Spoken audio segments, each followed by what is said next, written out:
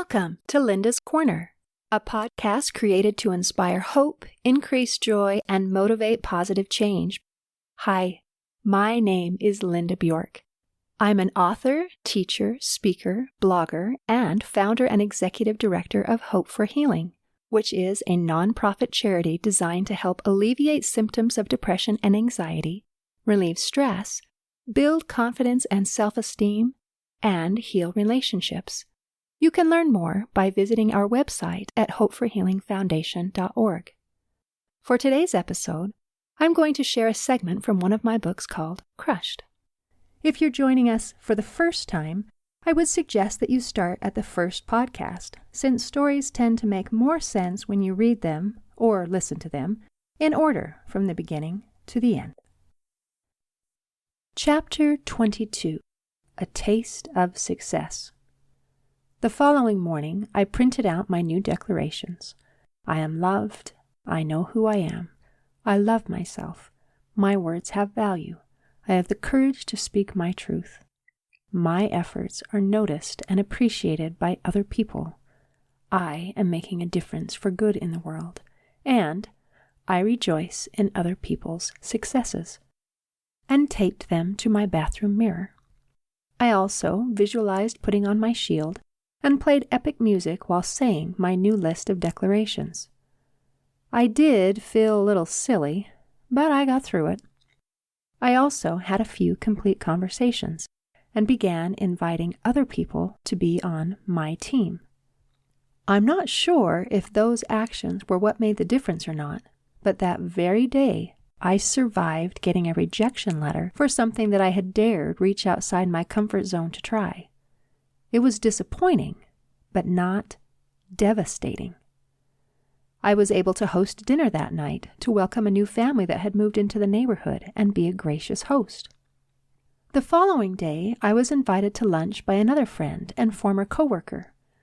I had gone back to work after all my children were in school, but it wasn't as fulfilling as I thought it would be and created unexpected issues at home. My rigid schedule did not mesh with my husband's constantly changing schedule, and we weren't able to see each other for days at a time. If we were in the position of trying to get started out in life, it would be worth the sacrifice, but in our current state, it was causing more harm than good for our family.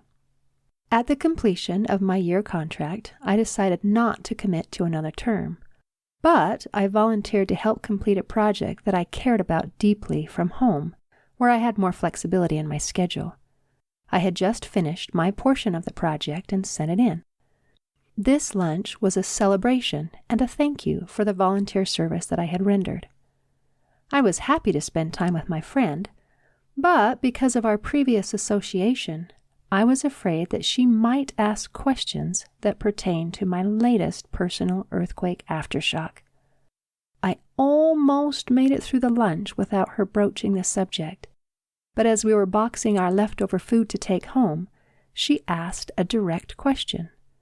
I set down my box and answered honestly and directly, while omitting details that might damage another person's reputation. More questions followed, and I answered those as well. She was supportive, and it really did feel like we were on the same team. It was rather liberating. A few weeks ago, I don't know what I would have done if something like this came up. I probably would have made up an excuse and avoided the lunch altogether, and maybe even ended the friendship if I felt it was too dangerous. I not only survived the lunch, it was actually a healing thing. And now I had another member on my team. Another day, we were taking a walk and saw some kids trying to repair the chain on their tandem bicycle.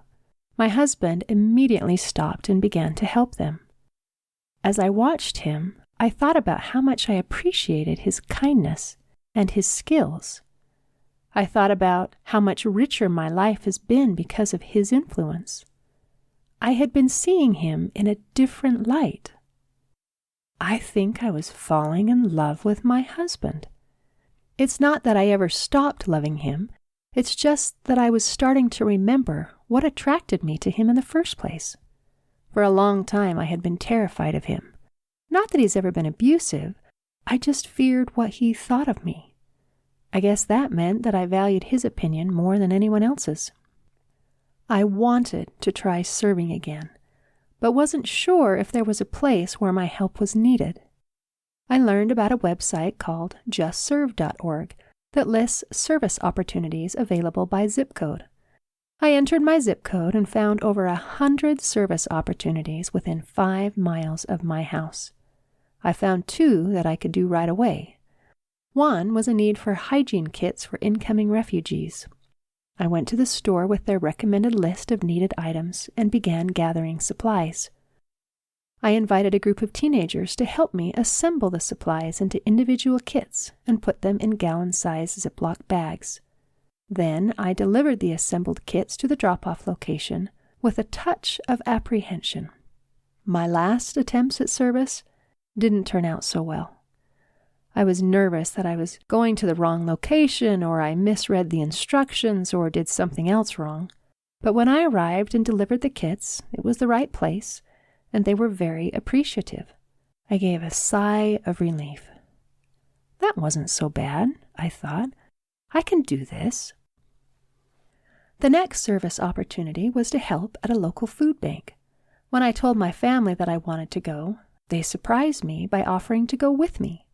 I called to make an appointment, and we arrived at a tiny hidden building that I never knew existed until that day. The food bank receives donations, but sometimes the food is spoiled. Our first assignment was to go through boxes of bread to sort out the good bread from the moldy bread. We sorted through an entire wall of moving-sized boxes full of bread. Then, when that was finished, we helped organize donated food onto shelves so workers could easily see what was available to give to those in need. The work wasn't difficult, but it felt good. I learned that donation levels taper off during the summertime, and there isn't as much food to go around. People go on vacations and forget that there are hungry people in their neighborhoods. During the holidays, the shelves of the food banks fill as people remember to reach out to others. I had never even considered that fluctuation. I guess I fit in the same category as everybody else. I made a mental note to donate year-round rather than only during the winter season. Our house has an outbuilding that serves as my husband's workshop. He is always building something.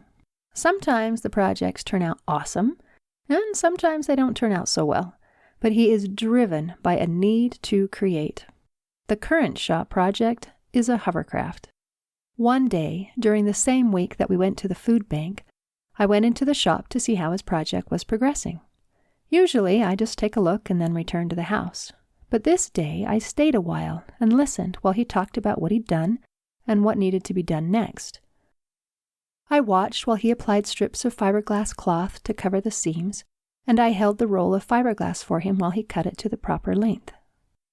Then I stayed to watch as he applied the resin to the fiberglass strips with a paintbrush.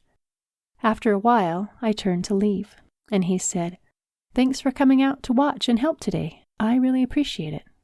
I realized that it had been a long time since I did that. Another night that week, we camped out in our tent trailer. The tent trailer was pretty new to us. I had only slept in it one other time, and that was in the late autumn when we bought it.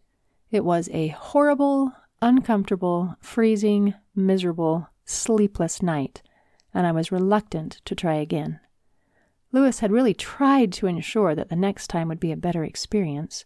He bought me a new, warmer sleeping bag for Christmas and a mattress topper and kept asking me to go again. I was not remotely interested in trying a winter camping trip. I didn't care how warm the sleeping bag was supposed to be. As far as I was concerned, the tent trailer could find a new home elsewhere. However, now it was the beginning of summer, so I agreed to give it another try. I snuggled in my new sleeping bag and was relieved that I didn't feel every knot and every screw in every board through the new mattress topper. It was a pleasant night, and I appreciated the effort that he had made to make it more comfortable for me. We wanted to canoe down the Jordan River again.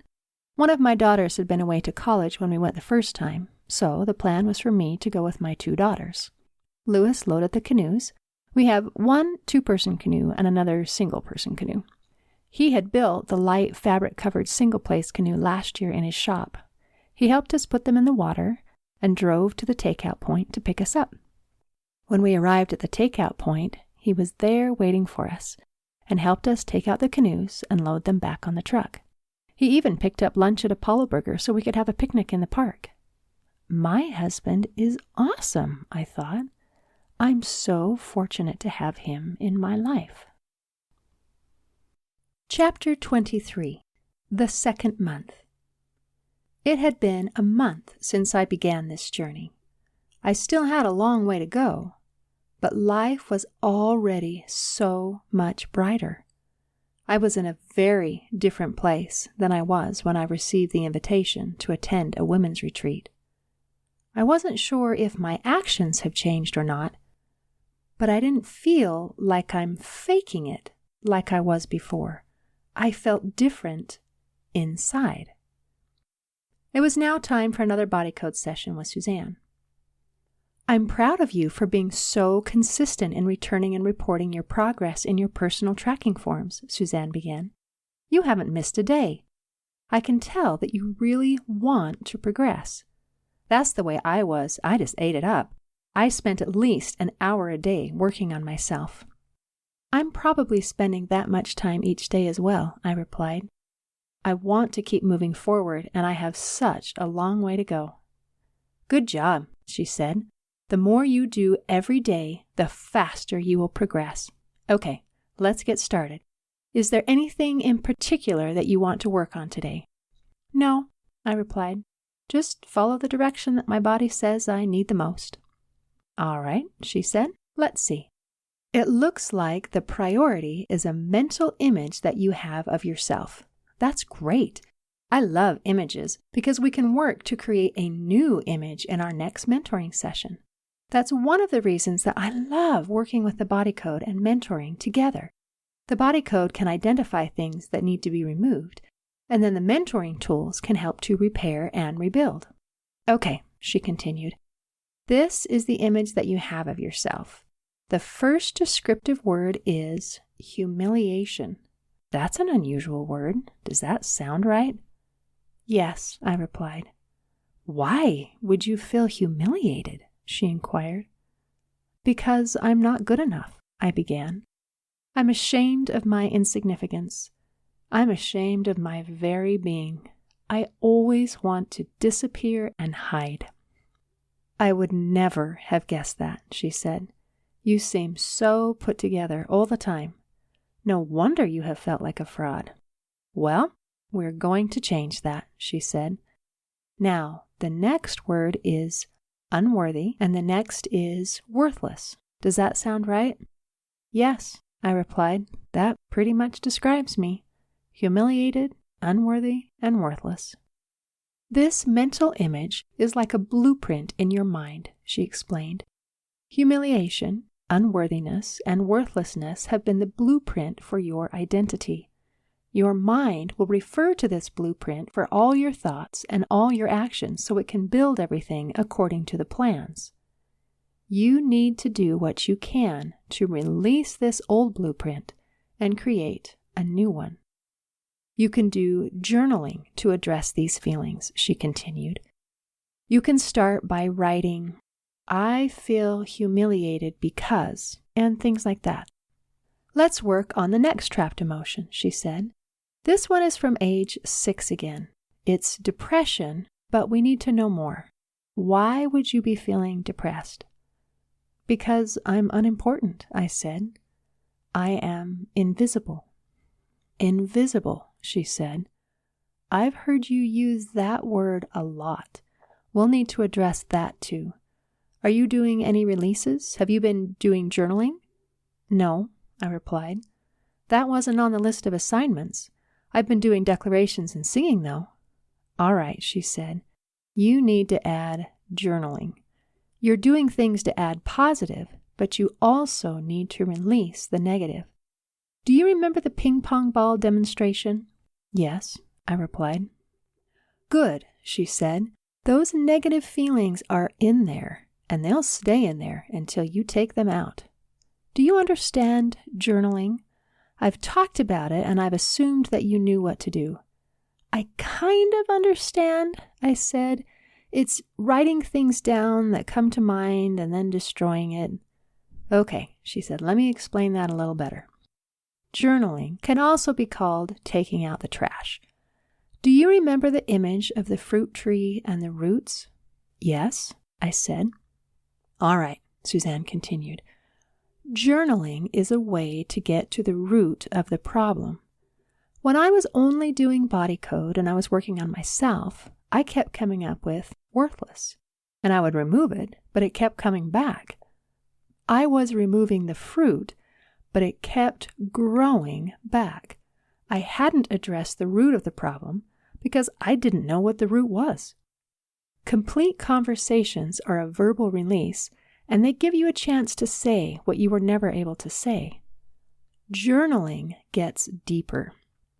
It helps you understand yourself better and get to the root of the problem. Think about that image of the fruit tree, she instructed. When you're journaling, you are starting with the fruit, which is the part that you see. You might write, I feel invisible because, across the top of the page. Then put the pen on the paper and write anything and everything that comes into your mind. Even if it seems strange, write it. What you're writing is like the branch that supports the fruit. When you can't think of anything else to write, you stop. Thank your body for what it found. Say, that was awesome. Thanks for finding that. Now, take me deeper. Put the pen down on the next line and start writing again. Write anything and everything that comes to mind. This will be like the trunk that holds the branches that supports the fruit.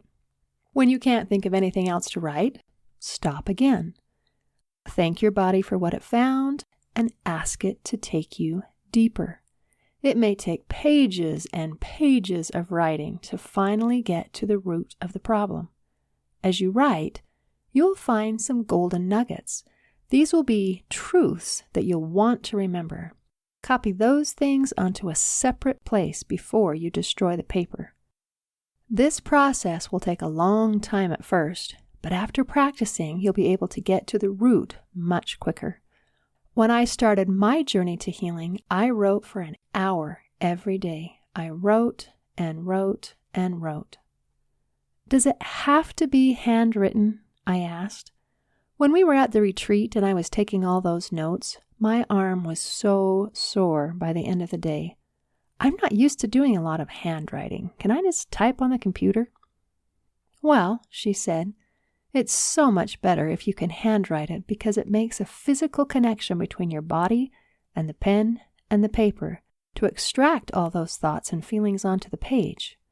One thing you can do to make it easier is don't worry about writing legibly. Just relax and let your hand flow. It doesn't matter if you can't read it afterwards because you're just going to destroy it anyway. It's interesting that your arm hurts, she went on. We can work on that with the body code in another session. Trapped feelings can settle in different parts of the body and affect us physically. You're a writer. It makes sense that some emotions got trapped in your arm. We'll see if we can get them out. Hopefully, that will help. Chapter 24. Good enough? Another day had passed, and I still hadn't done any journaling. I know now that I was avoiding it, but I'm still not sure why. I had tried to be strictly obedient with everything that Suzanne had asked me to do, except for this one thing. The list of topics that I'm supposed to be journaling keeps getting longer and longer, but I don't even want to start it. I don't like writing freehand. My handwriting is terrible. I've never had neat, girly handwriting with cute curly cues. I blame it on being left-handed, but it's probably not really that. Also, my hand, wrist, tendons, and arm muscles protest when I try to write. It's terribly uncomfortable. I like the complete conversation tool. I had some success with that, but I often couldn't think of anything to say. Nothing came to mind. I hadn't had any success with journaling yet. We made a few attempts at the retreat, but I didn't have time to finish anything. The only one I remember at all is the letter we were supposed to write to our body, and I didn't finish that one or destroy it. Perhaps I was scared to dig deeper. I didn't want any more ping-pong balls to surface. I don't want to deal with painful issues. Why couldn't they just go away on their own? Why did I need to acknowledge them first and remember them at all? It felt like going backwards, and I wanted to move forwards. I was in a pretty good place. Wasn't it good enough? Yesterday, my son, a college student, asked for advice with a homework assignment for his communications class. He was supposed to identify an unhealthy relationship and take steps to correct it. He had a discussion with his dad and sister, and they couldn't think of any unhealthy relationships in our home. They recommended that he think about his relationship with his friends as a source for his assignment. That one raised my eyebrows a bit. That indicated that my family seems to be satisfied with my progress, and everybody was happy with the way things were.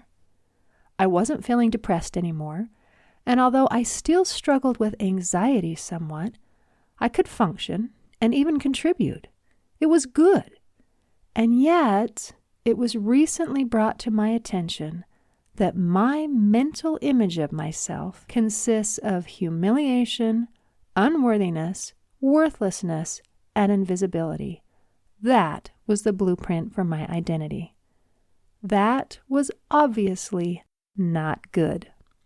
I was going to have to come face to face with the root of my identity in order to move forward, and I really, really didn't want to. I wanted to bury it so deeply that I never had to think about it again.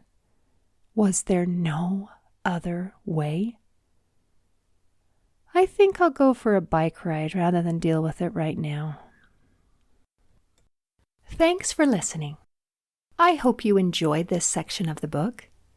The next section is available on the following podcast. Please subscribe to receive updates when new episodes are available. The book Crushed is available on Amazon, and the audiobook version will soon be available on Amazon, Audible, and iTunes. Again, my name is Linda Bjork. You can find more information by searching for Linda Bjork, Hope for Healing, Linda Bjork, Two Good Things, and Linda Bjork, Innovative Joy. In closing, I'd like to leave you with an inspirational quote by Henry Nouwen. Joy does not simply happen to us. We have to choose joy and keep choosing it every day. I hope that today you choose joy. See you next time on Linda's Corner.